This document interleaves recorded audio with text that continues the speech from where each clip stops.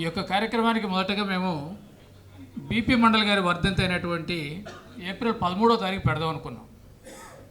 అయితే ఆ రోజు సాధ్యపడలేదు. అనుకోకుండా ఈరోజు మరొక బీసీల మహానుభావుడు వర్ధంతి, ఈరోజు గౌతు లచ్చన్న గారి వర్ధంతి. కాబట్టి ఆ సందర్భంగా ఈరోజు ఈ కార్యక్రమం జరుపుకోవడం జరుగుతుంది. మన రాష్ట్రంలో బీసీ ఉద్యమం గురించి, బీసీల గురించి మాట్లాడుకుంటే రెండు ప్రధానమైనటువంటి పేర్లు మనం గుర్తుంచుకోవాలి. ఒకటి గౌతు లచ్చన్న గారిది, రెండోది కేపీ రెడ్డి గారిది, కీర్తిశేషులు కేపీ రెడ్డి గారు. భారతదేశంలో ఇంతకాలంగా బీసీలకు ఎప్పుడు కూడా ఈ చట్టసభలో రిజర్వేషన్ లేకపోతే అడిగిన దిక్కులేరు. అటు బీసీలు అడగలేదు, ఒక రాజకీయ పార్టీ అడగలేదు, ఎవరు అడగలేదు. కానీ భారతదేశంలో ఓబీసీలకి చట్టసభలో రిజర్వేషన్ కావాలని మొట్టమొదటిగా అడిగిన వ్యక్తి కీర్తిశేషులు కేపీ రెడ్డి గారు. వారికి మనం ఎల్లకాలం రుణపడి ఉంటాం. ముఖ్యంగా ఈ బీసీ సమస్యల్ని పార్లమెంట్లో ప్రత్యేక ప్రస్తావన తీసుకొచ్చేసి మాట్లాడినటువంటి మొట్టమొదటి వ్యక్తి ఈ జిల్లాకు చెందినటువంటి కేపీ రెడ్డి యాదవ్ గారు. కాబట్టి వారికి మనం ఎప్పుడు కూడా కృతజ్ఞతగా ఉండాల్సిందిగా అవసరం ఉంది. ఈరోజు ఏ పార్టీ కూడా, అందరూ కూడా ఏంటంటే మన పట్ల సింపతి చూపిస్తుంటారు, బీసీలకి లేవు అది ఇది అని చెప్పేసి అంటుంటారు. ఇంకొకటి ఏంటంటే మా పార్టీ బీసీ పార్టీ, మా పార్టీ బీసీ పార్టీ అని ఎవరికి వాళ్ళు మేము బీసీల సంక్షేమం మా ధ్యేయమని రకరకాల స్టేట్మెంట్లు ఇస్తూ ఉంటారు. వాస్తవ రూపంలో ఇవాళ బీసీలకి అసలు 60% ఉన్నటువంటి బీసీలకి చట్టసభల్లో కనీసం 20% రిప్రజెంటేషన్ లేదు. ఎక్కడ చూసుకున్నా కూడా, అసెంబ్లీలో కానివ్వండి, పార్లమెంట్లో కానీ ఎక్కడ కూడా లేదు. కాబట్టి ఎందుకు లేదు?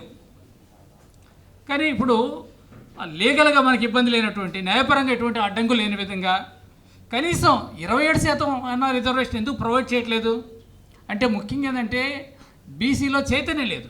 ముందు బీసీల నుంచి అడగట్లేదు ఎవరు. చాలామంది ఈ మీటింగ్ పెడుతుంటే అడుగుతున్నారు, బీసీలకి చట్టసభలో రిజర్వేషన్లు ఇదేంటి అంశం నాకు అర్థం కావట్లేదు అని చెప్పి బీసీలు అంటున్నారు. అట్లాంటి పరిస్థితుల్లో బీసీలు ఉన్నారు. కాబట్టి ఇప్పుడు ఎవరో ఒకళ్ళు, ఇప్పుడు జోగి రమేష్ లాంటి వారు అసార్లు ఎవరైనా గెలిస్తే మనం ఏమనుకుంటున్నాం, బీసీలో గెలుస్తున్నాడు అనుకుంటున్నాం. కాదు, బీసీలు కానీ జనరల్ కాంపిటీషన్లో, ఓపెన్ కాంపిటీషన్లో పోటీ పడి గెలుస్తున్నాడు. కాబట్టి ఇవాళ మనకు అవసరం ఏంటి? చట్టసభలో రిజర్వేషన్ అవసరం. ఒక రిజర్వేషన్ ఉన్నప్పుడు ఏంటంటే ఒక బీసీ మీద మరొక బీసీ మాత్రమే పోటీ చేయగలుగుతారు. అది లేకపోతే ఆ గ్యారంటీ ఉండదు. ఈరోజు మన పరిస్థితి చూస్తే ఎన్నికల్లో రోజు రోజు ఖర్చు విపరీతంగా పెరిగిపోతున్నటువంటి ఖర్చు మనం చూస్తూనే ఉన్నాం. అటువంటి పరిస్థితుల్లో ఒకవైపు ఒక బీసీకి టికెట్ ఇచ్చినా కూడా రెండో వైపు ఒక 100 కోట్ల 1000 కోట్ల ఖర్చు పెట్టేటువంటి ఓసీలకి టికెట్లు ఇచ్చి పోటీ చేయమంటే, వాళ్ళ మీద పోటీ చేయమంటే బీసీలు ఎట్లా పోటీ చేయగలుగుతారు? రాను రాను ఇవాళ పార్టీలు కూడా ఎట్లా ఉన్నాయంటే, మన వాళ్ళు కుల సంఘాలు వెళ్ళి పార్టీలను అడుగుతున్నారు, మాకు అన్ని సీట్లు కావాలి, ఇన్ని సీట్లు కావాలని అడిగినప్పుడు, అయ్యా మీలో 50 కోట్లు 100 కోట్లు పెట్టేవాళ్ళు ఎవరైనా ఉంటే చూపించండి పేర్లు అంటే మనం సైలెంట్గా మళ్ళీ అడిగినోడు కామ్గా ఎన్నుకొచ్చే పరిస్థితి ఉంది. కాబట్టి దీనికి సొల్యూషన్ ఏంటంటే చట్టసభల్లో బీసీలకు రిజర్వేషన్ అనేది తప్పనిసరిగా అమలు అయితేనే ఎస్సీ ఎస్టీ సోదరులకు ఏ విధంగా రిజర్వేషన్లు ఉన్నాయో ఆ విధంగా బీసీ సోదరులు కూడా ఉంటేనే తప్ప ఇది సాధ్యం కాదు. ఇంకొక మనలో ఉన్నటువంటి తప్పుడు అవగాహన ఏంటంటే, ఇవాళ మహిళా రిజర్వేషన్ బిల్లు పెడితే అందులో ఓబీసీ కోటా గురించి మనం అడుగుతున్నాం. అసలు మన కోటానే లేకపోతే సబ్ కోటా ఎక్కడి నుంచి వస్తుంది? పాలల్లో వాటా ఉంటే వెన్నలో వాటా గురించి మనం అడగక్కర్ల, అదే వస్తుంది. పాలలో వాటా లేకుండా వెన్నలో వాటా ఉంటే ఎవరు పాలలో నుంచి తీసిస్తారు మనకి? కాబట్టి మనం వాటా అడగాల్సింది ఎక్కడ?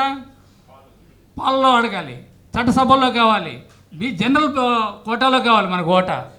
కాబట్టి ఆ ఓటా కూడా మనం సమానంగా అడగట్లేదు. మేమెంతో మాకందని కూడా అడగట్లా, సగమన్నా ఇవ్వండి అని చెప్పేసి అడుగుతున్నాం.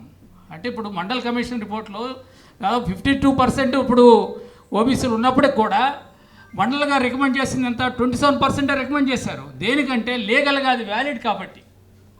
ఒకవేళ 30% 35% చేసినట్లయితే కోర్టు ఎప్పుడో సుప్రీంకోర్టు అప్పుడే కొట్టేసేది. కానీ అది కోర్టులో నిలబడాలంటేనే 27% ఉంటేనే ఆ రోజు కోర్టులో నిలబడింది.